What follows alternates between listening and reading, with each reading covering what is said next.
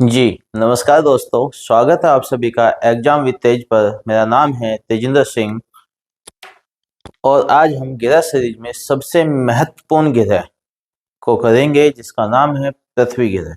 जी हाँ, पृथ्वी वही ग्रह है जिस ग्रह पर जीवन संभव है। हमारे सौर मंडल में, हमारी आकाशगंगा में एक यही ग्रह अभी तक ज्ञात यही ग्रह है जिस पर जीवन संभव है। तो आज हम पृथ्वी ग्रह के बारे में कुछ महत्वपूर्ण बातों को समझेंगे और उनको नोट करते हुए लिखते हुए जाएंगे ताकि परीक्षा के रिवीजन में हमें आसानी पड़े। तो शुरू करते हैं पृथ्वी ग्रह को।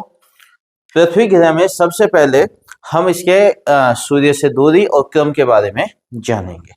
अगर मैं क्रम की बात करूं, क्रम की हम बात करें तो सूर्य से दूरी के अनुसार ये आता है तीसरे नंबर पर। ये कौन से नंबर पर आता है? तीसरे नंबर पर आता है। इससे पहले शुक्र और फिर बुध, जो सूर्य के सबसे नजदीक वाला ग्रह है, वे दो ग्रह आते हैं। आकार के अनुसार अगर हम बात करें तो आकार के अनुसार पृथ्वी ग्रह का आकार है पांचवा। ये सूर्य से क्रम के अनुसार है तीसरा और आकार के अनुसार पांचवा सबसे बड़ा ग्रह है। मतलब इससे बड़े चार और ग्रह हैं, इसका नंबर आता है पांचवें नंबर पर। द्रव्यमान की बात करें तो द्रव्यमान में भी इसका नंबर है पांचवा। द्रव्यमान के अनुसार भी पृथ्वी ग्रह का द्रव्यमान आता है पांचवें नंबर पर। हाँ, अगर हम घनत्व की बात करें तो घनत्व में सबसे पहले नंबर पर कौन सा ग्रह आता है? पृथ्वी। अगर हम घनत्व की बात करें तो पृथ्वी का घनत्व सभी 8 ग्रहों में सबसे ज्यादा है। मैं आपको लगभग सभी ग्रहों के बारे में ये सब चीजें बता चुका हूं। अगर आपने वो सब नहीं देखा है तो मेरी प्लेलिस्ट में जाकर के आप उनको देख सकते हैं। उसमें आपको सभी ग्रह के बारे में, उनका इन चारों दूरी के अनुसार, आकार के अनुसार, द्रव्यमान के और घनत्व के अनुसार आपको क्रम मिल जाएगा। आप उनको देख सकते हैं। पृथ्वी ग्रह के बारे में अब बात करते हैं परिभ्रमण काल की या घूर्णन काल की। परिभ्रमण या घूर्णन काल। घूर्णन काल से वही मतलब है कि पृथ्वी अपने अक्ष पर एक चक्कर कितने समय में पूरा करती है। तो ये एक टाइम है 23 घंटे 56 मिनट 4 सेकंड। 23 घंटे 56 मिनट 4 सेकंड, इतने समय में पृथ्वी अपनी धुरी पर घूम लेती है। इसको हम लगभग 24 घंटे बोलते हैं। कहते हैं ना 24 घंटे में दिन और रात पूरा होता है। तो 24 घंटे में पृथ्वी अपनी धुरी पर घूम करके वहीं पर आ जाती है, जिससे हमारे यहाँ पर दिन और रात होते हैं। तो लगभग 24 घंटे पृथ्वी का घूर्णन काल या परिभ्रमण काल माना जाता है। अब ये तो हुई पृथ्वी की अपनी धुरी पर घूमने वाली बात। अब बात करते हैं पृथ्वी सूर्य की परिक्रमा करने में कितना समय लेती है। अगर हम उसके बारे में बात करें तो देखिए आप यहाँ पे, ये हमारा सूर्य है। मान के चलिए पृथ्वी यहां से घूम के वापस उसी बिंदु पर आने में कितना समय लेती है? तो ये है 365 दिन 5 घंटे 48 मिनट 46 सेकंड। इसको हम नॉर्मली बहुत सामान्यतः 365 दिन 6 घंटे मानते हैं। 365 दिन और 6 घंटे। यही 6 घंटे 3 साल बाद जब चौथी साल होता है तो वो हमारा 24 घंटे बन जाता है। 24 घंटे मतलब एक दिन। तो 3 साल बाद जो हमारा साल आता है उसमें टोटल दिनों की संख्या हो जाती है 366 दिन। और 366 दिन को बोला जाता है लीप वर्ष। इसको बोला जाता है लीप वर्ष। लीप वर्ष में यही अंतर होता है कि बाकी वर्ष में जो हमारा फरवरी का महीना है वो 28 दिन का होता है और लीप वर्ष में हमारे फरवरी के माह में 29 दिन होते हैं। 29 दिन कौन से महीने में? फरवरी महीने में। तो जिस साल फरवरी के महीने में 29 दिन होते हैं वह लीप वर्ष में आता है। जो वर्तमान में चल रहा 2024 एक लीप वर्ष है। अब हमने बात कर ली है परिक्रमण काल की। परिक्रमण काल, अगर हम पृथ्वी के परिक्रमण काल की बात करें तो ये कितना है, 365 दिन 6 घंटे। ये है हमारा परिक्रमण काल पृथ्वी का। अब बात करते हैं आकार की। वैसे तो अधिकांश ग्रह गोल ही पाए जाते हैं, लेकिन अगर हम पृथ्वी की बात करें, क्योंकि पृथ्वी एक चट्टानी पिंड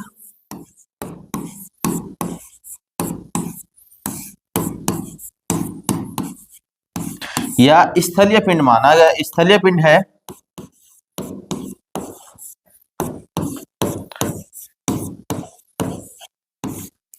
पृथ्वी एक चट्टानी पिंड या स्थलीय पिंड है, तो पृथ्वी की आकार पूरी तरह से गोल नहीं है।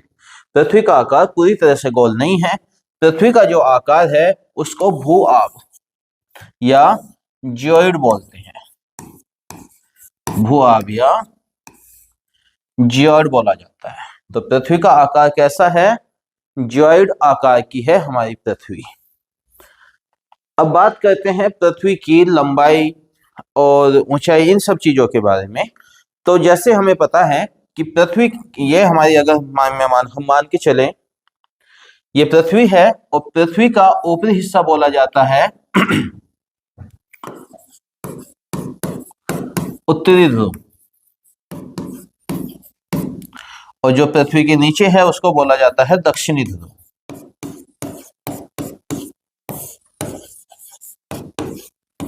उत्तरी ध्रुव और दक्षिणी ध्रुव।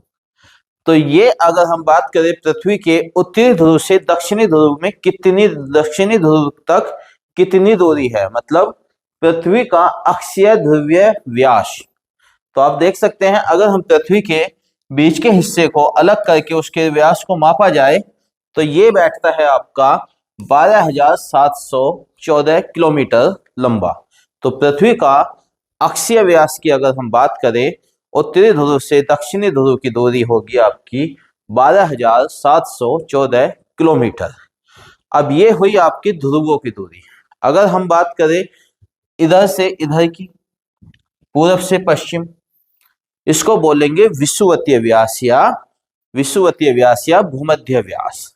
तो अगर हम ऐसे इक्वेटर से भूमध्य रेखा वाली दूरी को नापा जाए जो पृथ्वी के अंदर से है, उसकी अगर हम विषुवतीय व्यास की बात करें पृथ्वी की, तो ये होगा हमारा 12,756 किलोमीटर, 12,756 किलोमीटर।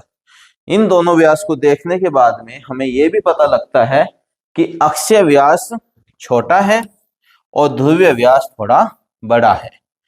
अगर पृथ्वी पूरी तरह से गोल होती, अगर पृथ्वी पूरी तरह से गोल होती तो अक्षीय व्यास और विषुवतीय व्यास, अक्षीय व्यास और विषुवतीय व्यास दोनों बराबर होते, जबकि हमारा अक्षीय व्यास जो ऊपर से नीचे है और जो हमारा ध्रुवीय विषुवतीय व्यास है, दोनों बराबर नहीं है, दोनों बराबर नहीं है। ये हमारा अक्षीय व्यास है जो हमारा उत्तर से दक्षिण है, और ये हमारा विषुवतीय व्यास है जिसको हम कह सकते हैं पूर्व से पश्चिम दिशा में पृथ्वी का व्यास। दोनों बराबर नहीं है, दोनों का हमें पता होना चाहिए। अब बात करते हैं परिधि की। परिधि मान के चलिए किसी बॉल के ऊपर हमने एक धागा ऐसे लपेट दिया है तो वो उसकी परिधि में आता है। तो अगर हम परिधि की बात करें, तो अगर हम पृथ्वी की ध्रुवीय परिधि की बात करें तो ये हमारी 40,008 किलोमीटर है, 40,008 किलोमीटर। और अगर हम बात करें पृथ्वी की विषुवतीय धुरी की, मतलब इस बार हमें ऐसे नापना है, तो ये हमारी 40,075 किलोमीटर है, 40,075 किलोमीटर। और हमारी ध्रुवीय दूरी कितनी है, 40,008 किलोमीटर। तो ये दोनों भी बराबर नहीं है। तो पूरी तरह से सिद्ध होता है कि पृथ्वी पूरी तरह से गोल नहीं है।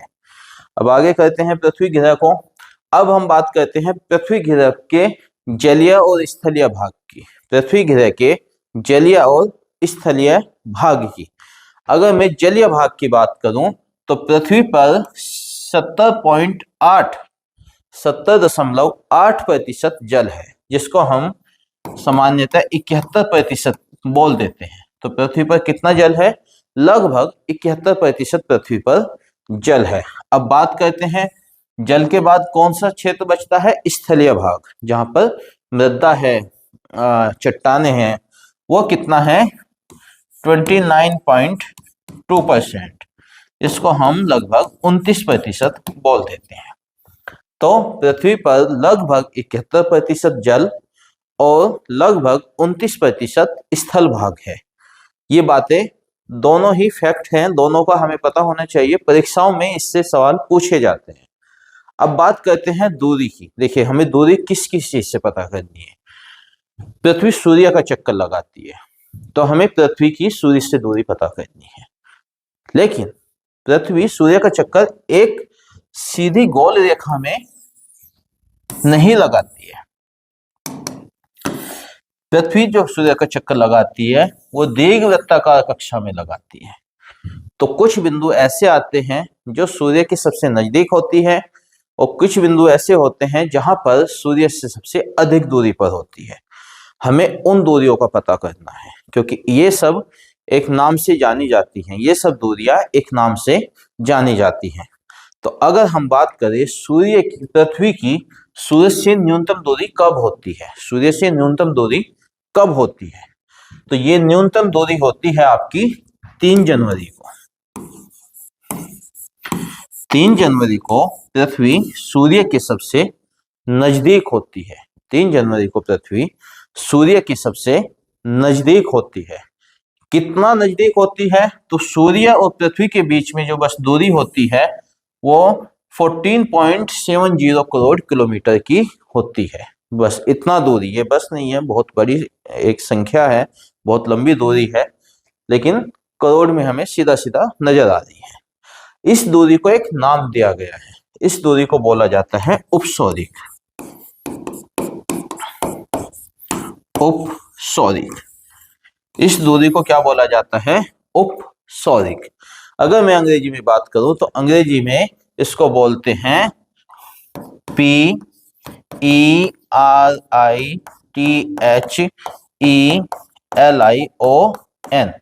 पेरिथेलन। अगर हम हिंदी में बोले तो इसको बोलते हैं उपसौरिक। उपसौरिक वह दूरी है जब पृथ्वी सूर्य के सबसे नजदीक होती है। पृथ्वी सूर्य के सबसे नजदीक होती है। यहाँ पे एक सीधा सा सवाल ये उठता है, अगर मैं जनवरी माह की बात करूं तो जनवरी में तो यहाँ बहुत तेज सर्दी होती है, तो नजदीक होती है तो सर्दी इतनी क्यों? देखिए, पृथ्वी सूर्य के नजदीक होती 3 जनवरी को है, ये बात सही है, लेकिन यहाँ पे सर्दी इसलिए होती है क्योंकि पृथ्वी अपने अक्ष पर 23.5 डिग्री झुकी हुई है। 23.5 डिग्री झुकी हुई है, और जब सूर्य की किरणें पड़ती हैं तो हम जिस एरिया में, जिस जगह पे पृथ्वी के भाग में हैं, हम पृथ्वी के उत्तरी ध्रुव पर हैं। वहां पर सूर्य की किरणें सीधी सीधी नहीं जाती हैं। इस वजह से यहाँ पर सूर्य की किरणें सीधी नहीं आती हैं, तो इसलिए यहाँ पर सर्दी अधिक होती है। लेकिन जिस एरिया में सूर्य की किरणें बहुत सीधी जाती हैं, उस पृथ्वी उस समय सूर्य के सबसे नजदीक होती है, वहां पर बहुत भीषण गर्मी पड़ती है। वहां पर बहुत भीषण गर्मी पड़ती है। तो सूर्य से पृथ्वी की सबसे नजदीकी दूरी को क्या बोला जाता है? उपसौरिक। और ये कितना है, ये कब होती है? ये हमारी 3 जनवरी को होती है। 3 जनवरी को पृथ्वी सूर्य के सबसे नजदीक होती है। अब बात करते हैं पृथ्वी सूर्य से दूर कब होती है। अगर हम बात करें सूर्य से पृथ्वी की अधिकतम दूरी कितनी है, तो ये होगा हमारा 15.21 करोड़ किलोमीटर। ये होती है ये वाली दूरी। देखिए, इस दूरी को हम बोलते हैं, ये सूर्य से सबसे दूर की दूरी है। ये कब होती है? ये होती है हमारी 4 जुलाई को। 4 जुलाई को पृथ्वी सूर्य से सबसे दूर होती है, और इसको बोला जाता है अपसौरिक। अपसौरिक।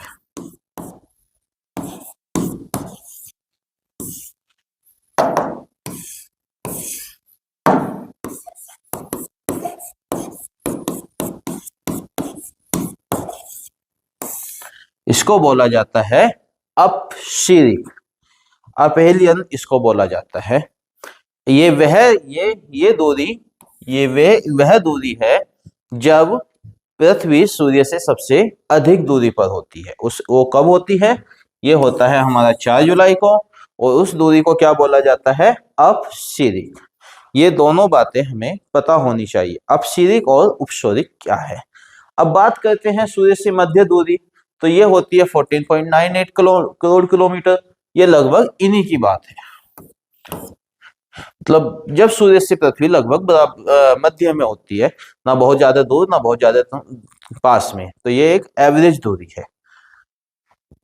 अच्छा, पृथ्वी के पास में पृथ्वी का एक उपग्रह है चंद्रमा।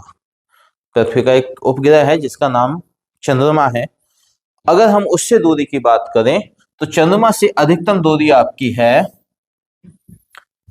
4,07,000 किलोमीटर। 4,07,000 किलोमीटर। इसको क्या बोलते हैं? अपभू दूरी, अपोजी इसको बोला जाता है। अगर हम चंद्रमा से न्यूनतम दूरी की बात करें तो न्यूनतम दूरी है आपकी 3,64,000 किलोमीटर। इसको क्या बोला जाता है? उपभू दूरी, इसको पेरोजी बोला जाता है। अगर चंद्रमा से औसत दूरी की बात करें तो ये आपकी 3,84,000 किलोमीटर होती है। ये सब चंद्रमा के बारे में है। इससे पहले हमने सूर्य के बारे में पढ़ा है। अब चलते हैं पृथ्वी पर सबसे ऊंचा और सबसे नीचे बिंदु के बारे में बात करते हैं। पृथ्वी की सबसे ऊंची और सबसे नीची बिंदु। अगर मैं ऊंची बिंदु की बात करूं तो सबसे ऊंचा बिंदु जो है वो है माउंट एवरेस्ट। माउंट एवरेस्ट पृथ्वी पर सबसे ऊंचा बिंदु है। माउंट एवरेस्ट की जो ये चोटी है, अगर कोई व्यक्ति वहां तक पहुंचता है, वहां तक चढ़ाई कर लेता है, तो वो पृथ्वी के सबसे ऊंचे बिंदु पर पहुंच गया है। माउंट एवरेस्ट है कहां पे? ये एशिया महाद्वीप में है। एशिया महाद्वीप, ये वही महाद्वीप है जिसपे हमारा भारत बसा हुआ है। एशिया महाद्वीप में कौन से देश में है? नेपाल देश में। कौन से देश में है? नेपाल देश में है। नेपाल देश में किस पर्वत श्रृंखला में ये आता है? तो ये हमारा हिमालय पर्वत श्रेणी में आता है। हिमालय पर्वत श्रेणी में आता है। हिमालय पर्वत श्रेणी नवीन पर्वत श्रेणी में आती है। नवीन वलित पर्वतों में हिमालय पर्वत को रखा गया है, क्योंकि ये पर्वत अभी भी बन रहा है, अपनी निर्माण प्रक्रिया में अभी भी कार्यशील है। अब बात आती है माउंट एवरेस्ट की। अगर मैं माउंट एवरेस्ट की ऊंचाई की बात करूं तो इसकी ऊंचाई है 8,848.86 मीटर। 8,848.86 मीटर। अगर इसको नॉर्मली बोला जाए तो कुछ जगह आपको इसकी ऊंचाई मिलेगी 8,849 मीटर। 8,849 मीटर ये माउंट एवरेस्ट की वर्तमान में ऊंचाई है। अगर मैं बात करूं फीट के बारे में तो ये आपकी 29,1 फीट, 29,031.7 फीट इसकी ऊंचाई है फीट में। और अगर मीटर में बात करें तो 8,848.86 मीटर है इसकी ऊंचाई मीटर में, माउंट एवरेस्ट की। माउंट एवरेस्ट के बारे में 2-4 पॉइंट जो हमें पता होना चाहिए वो यही है। एक तो ये किस महाद्वीप में है? एशिया महाद्वीप में है। किस देश में अवस्थित है? नेपाल देश में अवस्थित है। किस पर्वत श्रेणी में आता है माउंट एवरेस्ट? हिमालय पर्वत श्रेणी में आता है। अब बात आती है इसकी ऊंचाई की, तो ऊंचाई है इसकी 8,848.86 मीटर या 8,849 मीटर। अगर फीट की बात करें तो 29,031.7 फीट में ये संख्या है। इसकी ऊंचाई फीट में इतनी है। अब बात करते हैं माउंट एवरेस्ट के बारे में कुछ और महत्वपूर्ण बातों को। माउंट एवरेस्ट का एक नाम है सागरमाथा। सागर माथा। सागर माथा का मतलब है, सागर माथा इसको कहां बुलाया जाता है? सागर माथा इसको नेपाल देश में बुलाया जाता है। सागर माथा इसको कहां बुलाया जाता है?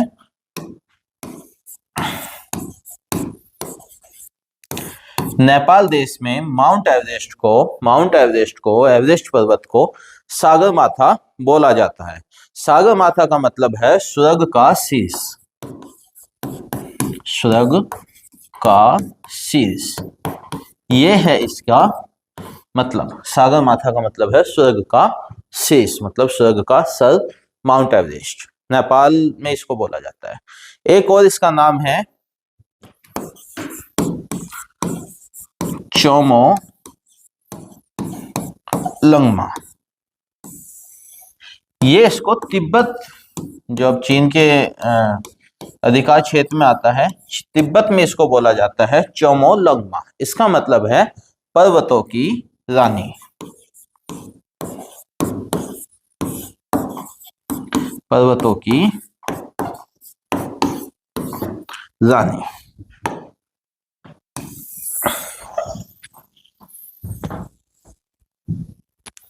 ये दोनों बातें, सागर माथा इसको नेपाल में बोला जाता है जिसका मतलब है स्वर्ग का शीर्ष। अब चोमोलंगमा इसको बोला जाता है तिब्बत में, जिसका मतलब है पर्वतों की रानी। इसके बारे में कुछ और महत्वपूर्ण तथ्य हैं जो हमें पता होना चाहिए माउंट एवरेस्ट के बारे में। है तो बहुत सारे, लेकिन उनमें से कुछ महत्वपूर्ण है। अगर हम बात करें माउंट एवरेस्ट पे सबसे पहले कौन भारतीय महिला चढ़ी थी, तो उनका नाम है बछेंद्री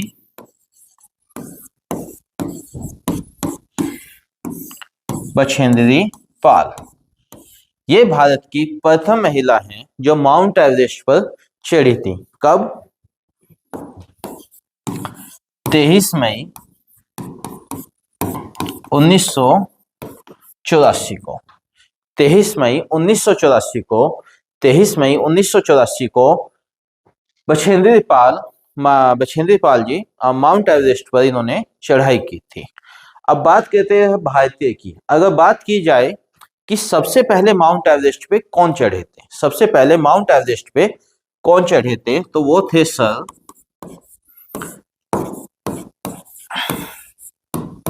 एडमंड हिलेरी।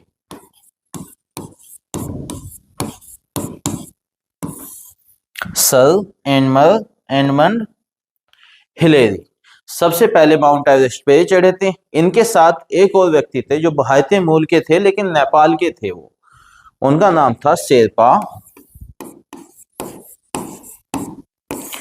ये जो व्यक्ति थे शेरपा, ये नेपाल के हैं, भारतीय मूल के व्यक्ति थे लेकिन ये नेपाल में रहते थे। शेरपा तेंजिंग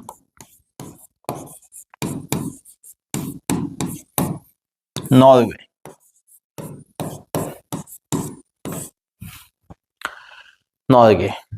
ये थे नेपाल के। अच्छा, इन दोनों ने माउंट एवरेस्ट पे कब चढ़ाई की थी, तो ये थे आपके, जो इन्होंने माउंट एवरेस्ट फतेह किया था 29 मई 1953। 29 मई 1953। अगर परीक्षा में ऐसा सवाल पूछा जाता है कि माउंट एवरेस्ट पे सर्वप्रथम किसने चढ़ाई की, तो वे होंगे एडमंड हिलेरी या फिर शेरपा तेंजिंग नॉर्गे। ये तो नेपाल से थे। ये एडमंड हिलेरी थे आपके न्यूजीलैंड से। न्यूजीलैंड।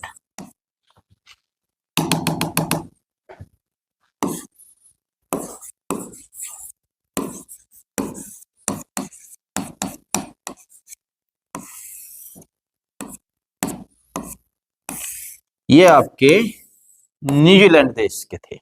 कब इन्होंने माउंट एवरेस्ट पे चढ़ाई की? 29 मई 1953 को। ये माउंट एवरेस्ट के बारे में हमें कुछ महत्वपूर्ण बातें पता होनी चाहिए। अब इससे आगे पढ़ते हैं। ये अभी हमने पढ़ा माउंट एवरेस्ट क्या था? पृथ्वी की सतह पर सबसे ऊंचा बिंदु। समुद्र तल से पृथ्वी की सतह पर सबसे ऊंचा बिंदु क्या है? Mount Everest.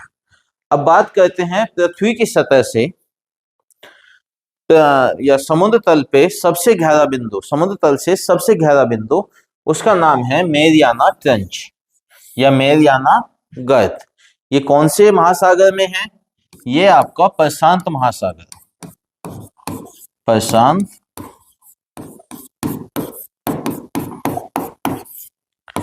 ये है आपका प्रशांत महासागर में। प्रशांत महासागर में क्या है? Mariana trench. ये लगभग 11,022 मीटर गहरी है। कितनी है? लगभग 11,022 मीटर गहरी है आपकी मेरियाना ट्रेंच या मेरियाना गर्त। अब बात करते हैं पृथ्वी से जुड़े हुए कुछ महत्वपूर्ण सवालों की, जो आपकी प्रीवियस ईयर की पेपर में आए हुए हैं, और कुछ ऐसे भी प्रश्न हैं जिनके आने की संभावना है। तो शुरू करते हैं प्रश्नों को। आप लोग चाहें तो इनके जवाब कमेंट में देते रह सकते हैं।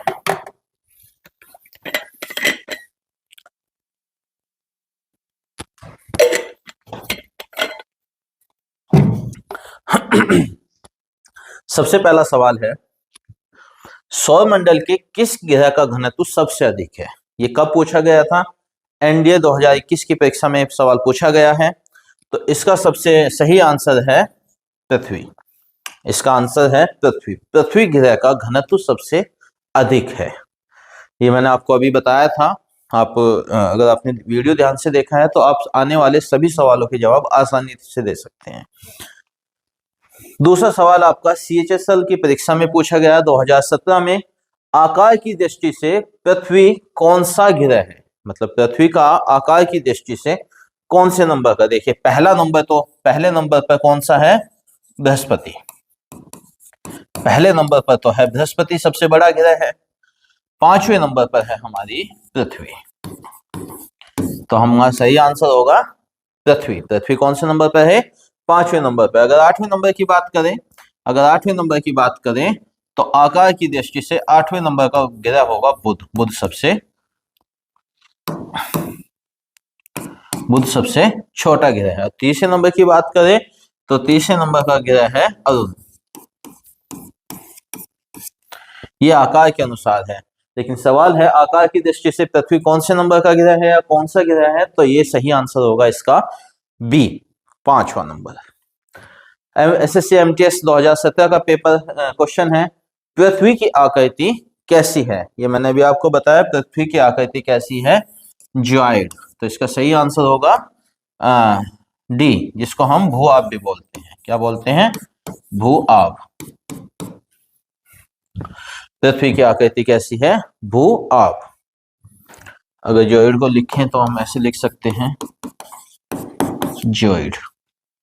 नेक्स्ट क्वेश्चन पे चलते हैं। देखिए नेक्स्ट क्वेश्चन क्या है, पृथ्वी का अक्ष ध्रुवीय व्यास कितना है? अक्ष ध्रुवीय व्यास से अभिप्राय है कि पृथ्वी का नॉर्थ पोल से साउथ पोल तक का व्यास कितना है। ये मैंने आपको बताया था कि पृथ्वी का नॉर्थ पोल से साउथ पोल तक का व्यास कितना है। देखिए आंसर में देखते हैं, 12,756 है या 12,714 किलोमीटर। तो इसका सही आंसर है 12,714 किलोमीटर। 12,714 किलोमीटर क्या है? उसका अक्ष का ध्रुवीय व्यास है। अगर हम इसकी बात करें तो ये उसका विषुवतीय व्यास है। ये क्या है? विषुवतीय व्यास। विषुवतीय व्यास से मतलब है ऐसे वाला व्यास, जो आपका पूरब से पश्चिम या पश्चिम से पूरब की तरफ अगर हम व्यास की माप करें तो वो है आपका विषुवतीय व्यास। 40,008 क्या है? आपकी ध्रुवीय परिधि। नॉर्थ से साउथ के लिए जो परिधि नापी जाती है वह है आपकी ध्रुवीय परिधि। ध्रुवीय परिधि। और अगर बात करें 40,075 किलोमीटर क्या है, तो ये आपकी है विषुवतीय परिधि।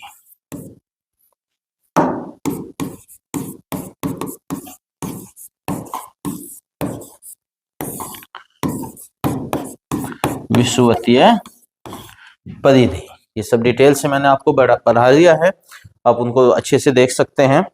अब आगे करते हैं। नेक्स्ट क्वेश्चन है, अच्छा क्वेश्चन नहीं लिखा हुआ बट है कि किसी परीक्षा में तो पक्का आया है तभी यहाँ पे है। पृथ्वी की विषुवतीय परिधि कितनी है? मैंने जस्ट अभी आपको इसका आंसर दिया है। पृथ्वी की विषुवतीय परिधि है 40,075 किलोमीटर। किस ग्रह को नीला ग्रह भी कहते हैं? किस ग्रह को नीला ग्रह भी कहते हैं? तो इसका सही आंसर है पृथ्वी। पृथ्वी को नीला ग्रह भी कहा जाता है। अरुण को बोला जाता है लेटा हुआ ग्रह। लेटा हुआ ग्रह क्यों लेटा हुआ? क्योंकि अरुण अपने अक्ष पर लगभग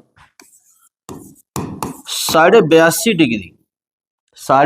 डिग्री झुका हुआ है। अपने अक्ष पर लगभग 82.5 डिग्री सूर्य की तरफ में झुका हुआ है। मंगल को क्या बोला जाता है? मंगल ग्रह को बोला जाता है लाल ग्रह। और शुक्र के तो इतने सारे नाम हैं जो मैंने आपको बताए भी थे। लूसीफर है,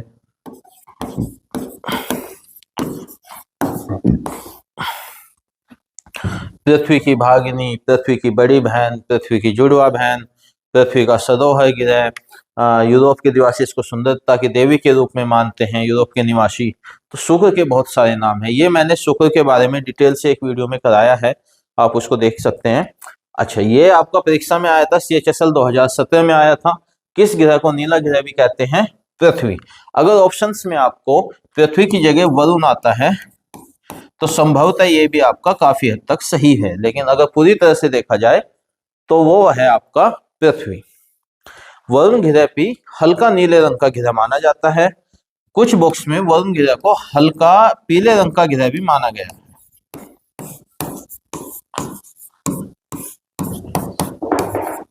हल्का पीले रंग का ग्रह भी वरुण है, क्योंकि वरुण पे मीथेन, अमोनिया, हाइड्रोजन गैसें बहुत अधिक मात्रा में पाई जाती हैं। इसका सही आंसर है, इस सवाल का जो सही आंसर है, इसका सही आंसर है आपकी पृथ्वी। आगे चलते, पृथ्वी की घूर्णन दिशा क्या है? अच्छा, घूर्णन दिशा के बारे में मैंने आपको बताया था। इसमें बताना थोड़ा ध्यान नहीं रहा। अगर हम घूर्णन दिशा की बात करें तो पृथ्वी की घूर्णन दिशा है पश्चिम से पूर्व।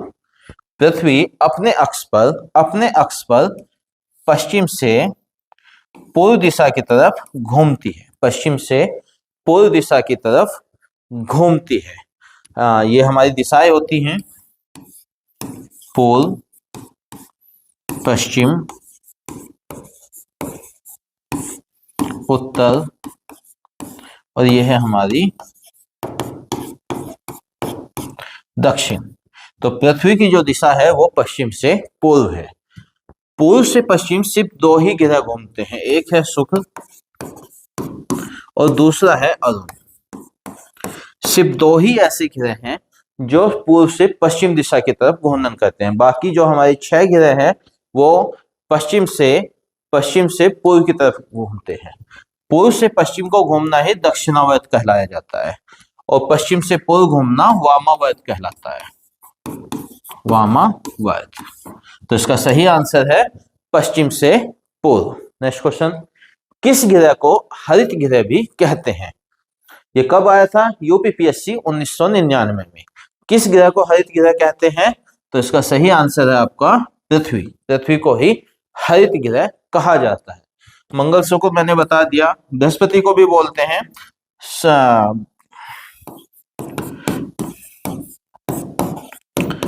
सौर तंत्र ग्रह, और इसको एक और बोला जाता है master of gods. Master of gods. Brihaspati के ये दो नाम हैं। आगे चलते हैं, पृथ्वी के सबसे निकट का तारा कौन सा है? देखिए SSC में पूछा गया सवाल है। पृथ्वी के सबसे निकट का तारा कौन सा है? ध्रुव तारा, सूर्य, डॉग स्टार या अल्फा सेंचुरी? इसका सही आंसर है आपका सूर्य। पृथ्वी के सबसे निकट के तारे का नाम है सूर्य। सूर्य ही पृथ्वी के सबसे निकट का तारा है। ध्रुव तारा उत्तर दिशा में चमकने वाला तारा है। डॉग स्टार वह तारा है जो सूर्य की अनुपस्थिति में सबसे अधिक चमकता है। और अल्फा सेंचुरी एक तारों का समूह है। एक तारों का समूह है। पृथ्वी अपने अक्ष पर एक चक्कर कितने समय में पूरा करती है? मैंने बताया पृथ्वी अपने अक्ष पर घूमना ही कहलाता है घूर्णन काल।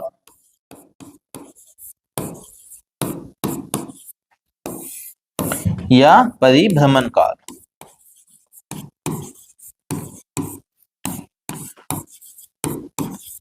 घूर्णन काल या परिभ्रमण काल। तो पृथ्वी अपने अक्ष पर एक चक्कर कितने समय में पूरा करती है?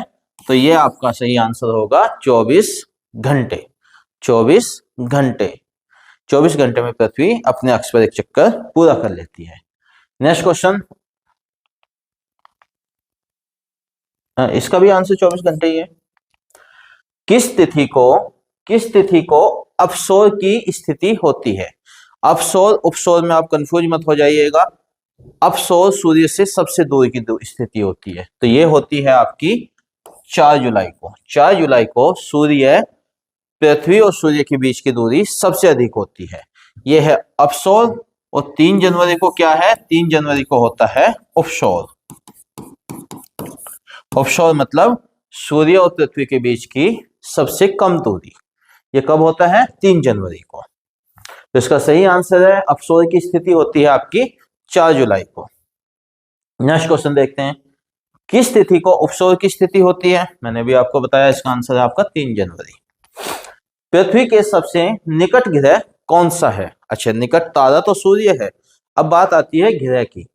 अगर हम पृथ्वी के सबसे निकट ग्रह की बात करें तो पृथ्वी के निकट ग्रह में 2 आते हैं। मान के चलिए ये हमारी पृथ्वी है, इसके पास में एक है शुक्र ग्रह जो सबसे गर्म ग्रह है हमारे सौर मंडल का, और एक तरफ आता है मंगल ग्रह जो लाल ग्रह के नाम से जाना जाता है। तो इन दोनों में जो पृथ्वी के सबसे नजदीक है वह है शुक्र। तो सवाल है हमारा, पृथ्वी के सबसे निकट ग्रह कौन सा है? पृथ्वी के सबसे निकट ग्रह है शुक्र। शुक्र पृथ्वी के सबसे निकट ग्रह है। सूर्य पृथ्वी के सबसे निकट का तारा है। बुध सूर्य के सबसे निकट है, और मंगल तो पृथ्वी के बाद का ग्रह है।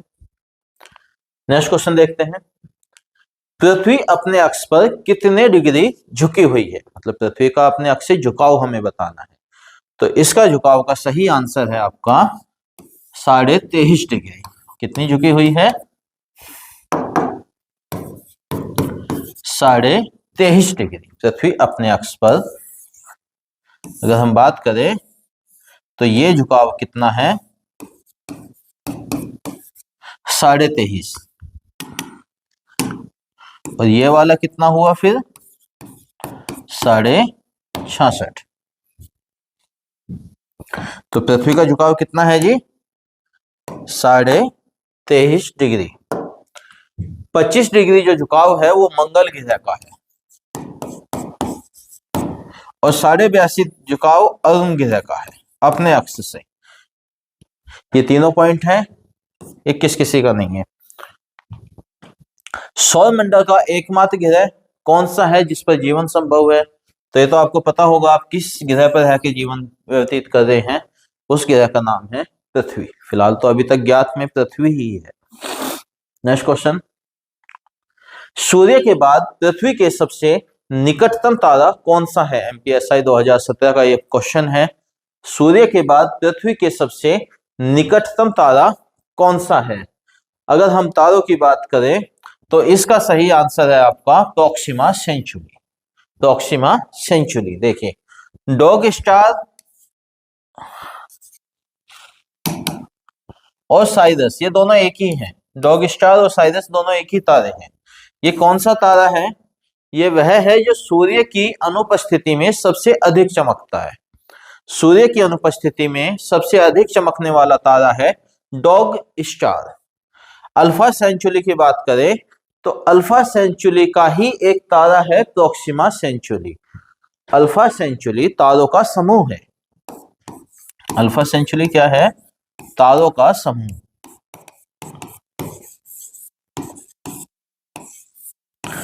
अल्फा सेंचुरी तारों का एक समूह है, उसी का एक तारा है प्रोक्सिमा सेंचुरी। प्रोक्सिमा सेंचुरी जो सूर्य के बाद सबसे निकट का तारा है पृथ्वी के सबसे निकट का तारा सूर्य के बाद कौन सा है? Proxima Centauri.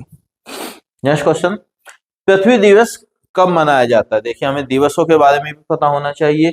20, 21, 22, ये इसका सही आंसर है 22 अप्रैल। 22 अप्रैल को क्या मनाया जाता है? पृथ्वी दिवस। अब कमेंट में मुझे बताना 1 मई को कौन सा दिवस मनाया जाता है? 1 मई को कौन सा दिवस मनाया जाता है ये आप मुझे बताना। और पृथ्वी दिवस कब मनाया जाता है? 22 अप्रैल को। नेक्स्ट क्वेश्चन है, पृथ्वी के किस अक्षांश या रेखा पर दिन रात की अवधि समान होती है? मतलब यहाँ पर दिन और रात समान होते हैं। कर्क रेखा, मकर रेखा, भूमध्य रेखा या ये सभी? देखिए अगर हम रेखा की बात करें तो इसका सही आंसर है भूमध्य रेखा। भूमध्य रेखा के अक्षांश की अगर हम बात करें तो ये होता है आपका 0 डिग्री अक्षांश पर। 0 डिग्री अक्षांश पर। कर्क रेखा के अक्षांश क्या है? 23.5 डिग्री उत्तरी।